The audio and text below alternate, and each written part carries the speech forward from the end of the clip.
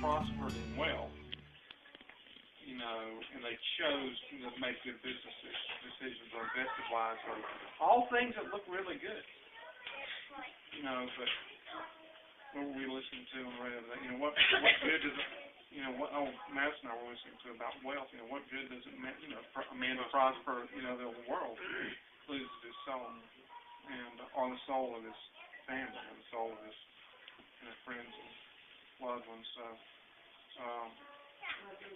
this particular family was always, fairly well off. He was an IBM guy and worked with him for years. And his wife was very well known in the world of fashion in the local area, and always had a job at some dress shop. People went to her to find out how to dress, and they had one daughter.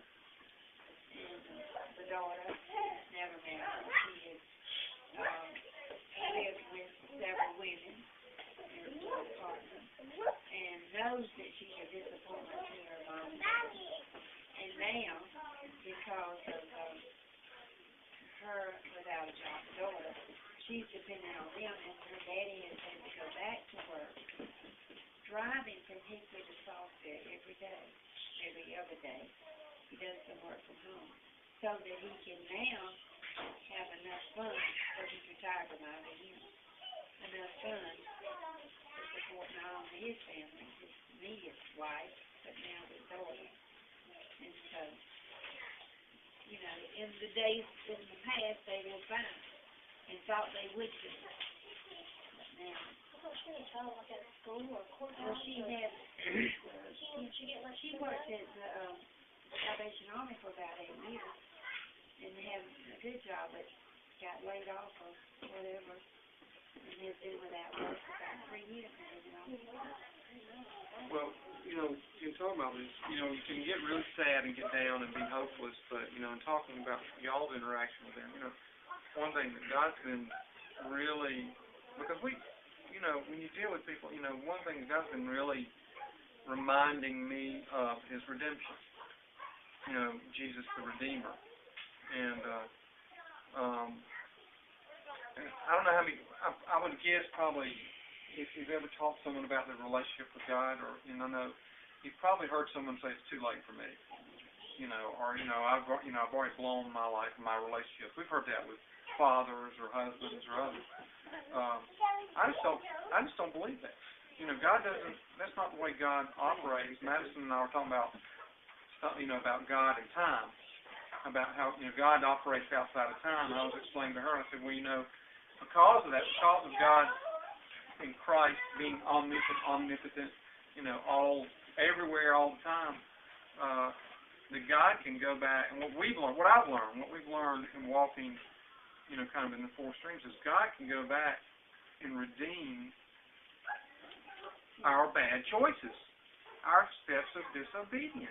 And in that redemption He can redeem relationships with daughters and redeem relationships with others, and that's what awaits, and so when we're disobedient ourselves, I wonder sometimes is that disobedience is that the sins of the father being passed on, to generations? Chris can speak to this in his own life, and what he's gone through, but God's just been bringing back this picture of, of Jesus the Redeemer, almost, and that He can go into anything in our past and redeem it. But we have to be willing to let Him redeem it.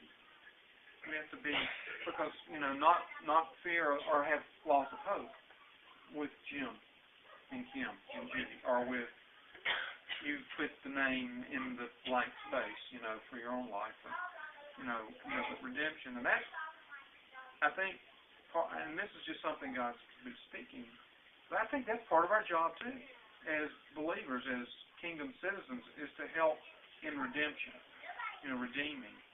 And that's why speaking the truth in love is so important. Not with, an iron fist, but with, hey, this can be fixed, this can be redeemed. I've witnessed it too many times in people's lives, where, you know, just one thing in their past that, you know, unfortunately is that generally that redemption has to flow through this stream of ripples, because one thing that broke us or broke our hearts or broke, we made an agreement that we followed that stream and we lived out of that. I'm never going to get in front of someone again. I'm never going to offer my heart to someone. And then you have this whole life stream. But what we've seen is that God, Christ, can redeem that whole stream. We have seen it. We've witnessed people completely transformed into different personalities even. So I think of, the person I was speaking about, the person you're speaking about, and y'all probably all know someone, maybe in your own life, where you can look back and say, God, I need to redeem this part of me. I don't like this part of me. I don't like this, the way I respond to these situations. I've had to do that, being fearful or down on myself or, God, please redeem that. Where did I go back in that? Sometimes it's hidden from me. Sometimes God brings me away to it. The redemption of Christ is just this, almost surface sin, like we pass through just a flat surface, but it's, it is full. It's more full and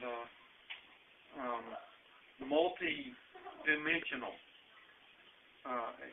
In the redemption that Christ brings, and I just think of, man, we need to bring that to others, and not hold our tongues, not hold back, and let that fuse, kind of give us the passion to speak truth to those, to go after people and say, look, this can be redeemed in your life.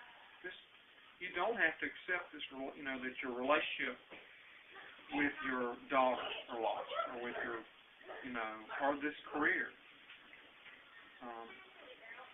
And, as a matter of fact, it's vital that we do that.